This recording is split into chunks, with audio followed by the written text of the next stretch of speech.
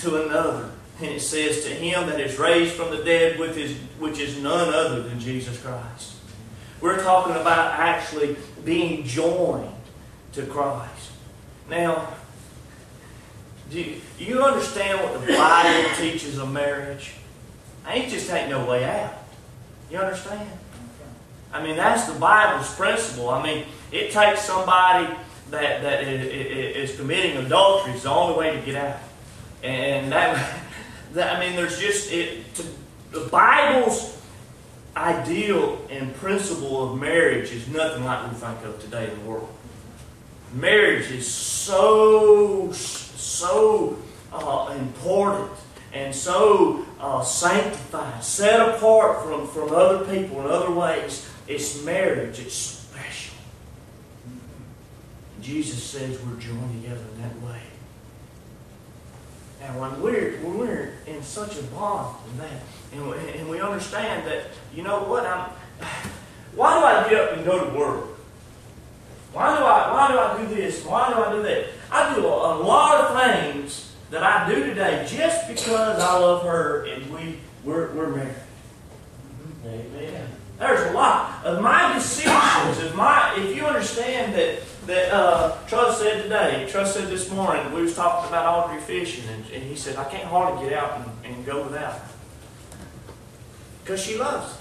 But you know what he's talking about? I mean, just a plain out simple, what he does, he always thinks of her too. Amen. You understand that? Amen. When he thinks about going fishing, the first thing that comes up is his Audrey going. That's marriage. And that's just what we think. Wayne's just sitting back there laughing. He said, I hope not. Now, he told us some other stories about tree limbs and all that. We won't get into that.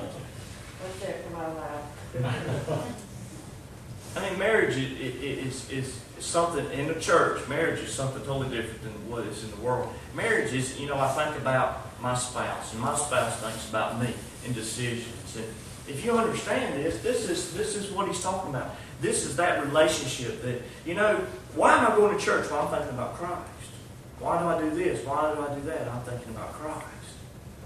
Well, I'm seeing such easement to quit. I mean, I've seen, there's so many spaces too that just aren't filled. And when we have, the choir should be busting over. We know that. We know that a true Spirit of God, that if it had taken over our church and we were going according to this and living it, when we announce something, it would just be, you wouldn't have to keep on. It's an opportunity, man. It's an opportunity for us to do things. But what we see is we see our core church, core members. We've seen this for a long time. Having to almost bribe people and almost entice people to take positions and keep positions and keep coming. Just plain out coming. The tough part of our job should be getting them to come one time. And then if we point toward salvation, if we really point toward salvation, and that's the only way, and that's what we keep focused on, if they get that, it's going to change our job. Right now, our job, hardest part of our job is to keep them coming. To keep them coming. So there's something going wrong. When we look, if you look in Luke 22:42, I want to show you one more verse as I close.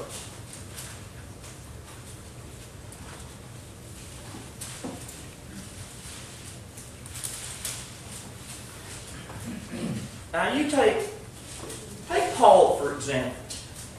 Paul had so many problems, so many sorrowful events now, but there's a lot of things that Paul wasn't told that he didn't. There was a lot of great times Paul had with Jesus. And don't think that there isn't. But God wanted Paul portrayed in the way he was portrayed because of what all he went through, and he didn't quit. You understand that? Yeah. That's the lesson that we get from Paul. When we see the shipwrecks and the imprisonment and the beatings and all that he went through, what God wanted to show you was somebody that was truly saved, that was truly bonded in marriage to Christ. And understood that it wasn't about the prison. It wasn't about the things that he had to go through to be that missionary. Because he wasn't a missionary for himself. He was a missionary for Christ. And if we understand that what we do in our Christian life, that is the reason we do it is for Christ, then all that comes along with it, we just say, well, that's what comes along with me doing this. When on the other hand, if we live our life, in our Christian life, in a walk with, well, I'm not going to keep doing this if it stays like this. Then how could we be doing it for anybody other than ourselves? And the first time Paul went to prison over being a minister for Christ and upholding the name of Christ, and he said, that's it.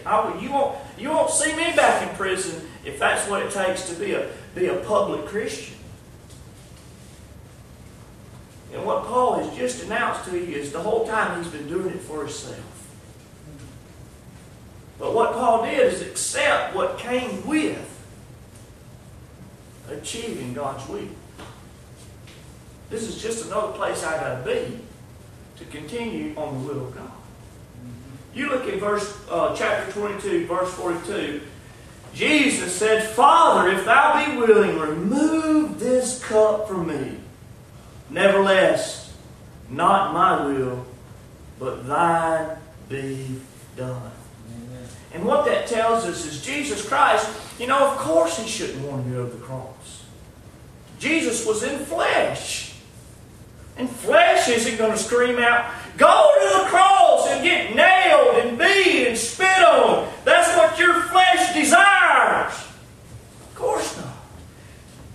Well, inside was fighting the outside.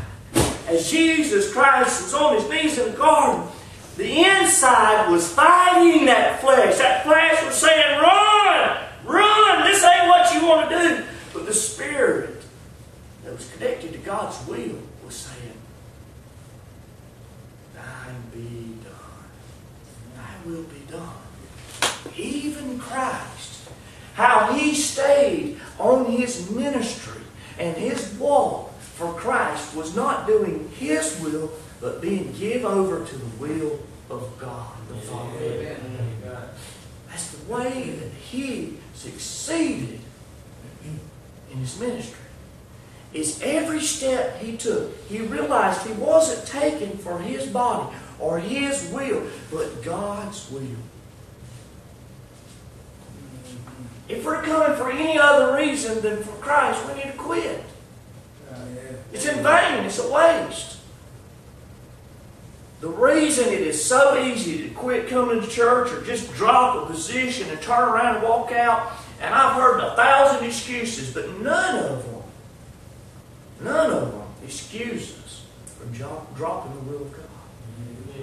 If we ever say, I'm doing this for God, then God's going to carry it out.